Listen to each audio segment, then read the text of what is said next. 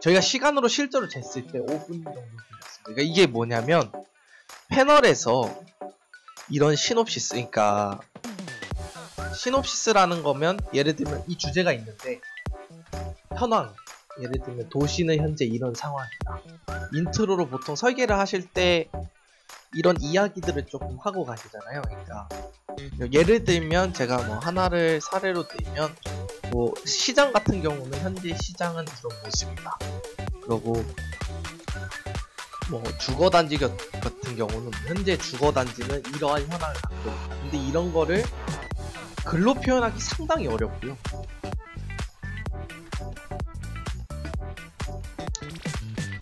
그 다음은 일러스트 다이어그램입니다. 이거는 이제 직접 해보는 건데요. 이제 저희가 알려드리고 싶은 거는 이 두 가지. 기본적으로 일러스트로 다이어그램을 만들 때 일러랑 포토샵이랑 가장 큰 차이를 말하자면 일러는 벡터고요. 포토샵은 픽셀 단위입니다. 물론 이건 뭐 더 얘기하면 더 얘기할 수 있겠지만 간단히 말하면 일러는 선 작업하기가 훨씬 편해요. 포토샵에서도 선을 그릴 수 있어요. 그러나 확대해 보시면 나는 이 방향에서 예를 들면 이 방향에서 이 방향을 이렇게 그렸는데 포토샵을 확대해 보면 여러 가지 엄청 많은 도트로 이 선을 구획된 걸 보실 수 있어요. 그러나 일러는 벡터여서 방향성을 가지고 이 점에서 이 점을 찍어버리면 그냥 올바른 직선입니다. 그래서 적어도 저는 선에 대한 다이어그램이 있다면 일러를 추천을 드려요.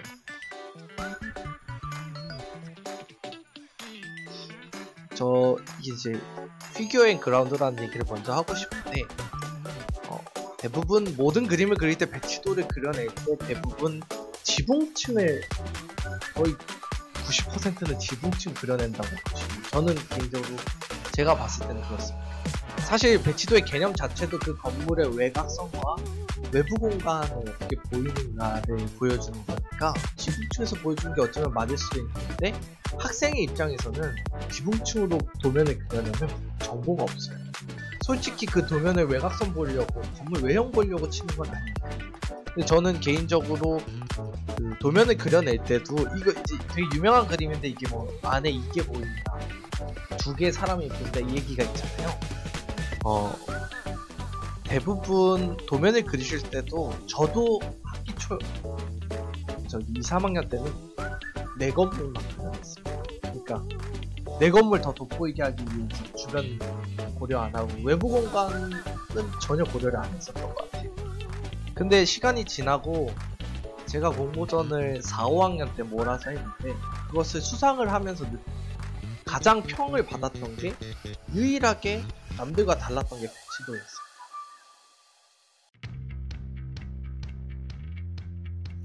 이제 이 배치도가 도시와의 접하는 방법을 보여주는 거고요. 그래서 뭐 작은 것도 이렇게 있고 이제 제가 이제 실습 파일로 이 파일을 갖고 왔는데 이게 미적은 조금 떨어질 수 있어요.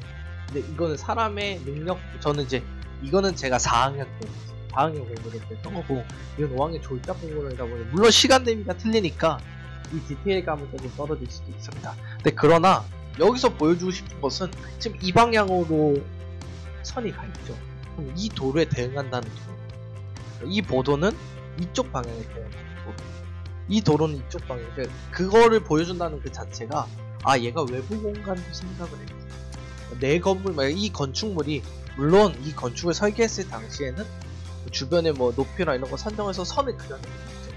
그러나 최종 결과물에서는 아니 그게 아니라 이런 도로를 통해서 이런 형태가 나왔습니다가 페이빙에서 저는 가장 첫 번째로 보여줄 수 있는 효과라고 생각을 합니다. 그래서 먼저 시작하기인데 이제는 CAD라는 게 지금은 이제 제가 실무를 하다 보니까 거의 모든 작업을 대부분 CAD로 해요. 학생 때 열심히 했던 V-ray 이런 건 다 외주를 맡기고 있고 거의 뭐 안 해요 저희는. 그래서 모델링 정도랑 CAD, 스케치업이랑 CAD를 주로 엄청 많이 쓰는데 그렇다 보니까 CAD에서도 되게 다양한 작업들이 있다는 걸 회사 가서 알았어요. 학생 때는 거의 뭐 라인으로 그냥 툭툭 그리기만 했는데 그래서 학생 때도 쓰시는 분들도 있겠지만 주로 이제 인턴을 하고 오면 애들이 귀하게 구해오는 게 이제 리습을 많이들 구해와요. 이게 어떤 거냐면 패드에도 그 어플리케이션 같은 게 있어요. 리습이라는 기능인데 기존의 캐드에 없던 거를 이제 그게 오픈소스다 보니까 사용자들이 개발을 해요. 어떤 기능을 개발을 하면은 그걸 다운받아서 내 캐드 파일에서 열면 그 기능을 쓸 수 있는 거예요. 오늘은 이제 예시로 제가 1차 배포 자료 중에 캐드 관련 자료를 보면은 3가지 리습을 가지고 왔어요. 가 있습니다. 그 다음에 두 번째는 이제 3D 샷을 구도를 이제 잡는 건데 그렇게 막 엄청난 걸 알려드릴 거는 사실 없고, 왜냐면 그 설계마다 보여주고 싶은 게 다 다르기 때문에. 그렇지만 적어도 이제 샷을 잡을 때 좀 스토리가 최대한 많이 보이는 샷을 메인 샷으로 잡기를 저희는 추천을 드려요.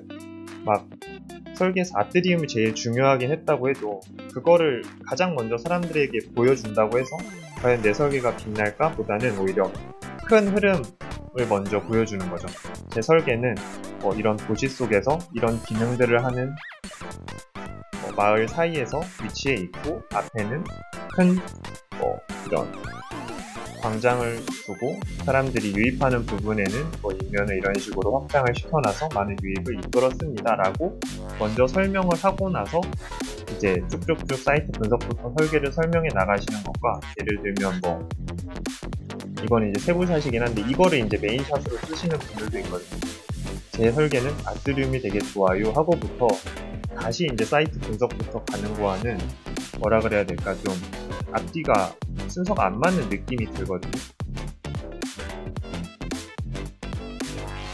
단면을 할 때 이제 가장 뭐라 그래야 될까, 많이들 고민을 하시는 것 같아요. 샷도 샷이긴 한데 단면할 때 예를 들면 그 투시 단면에 대한 욕심이 가장 많다고 해야 될까? 그래서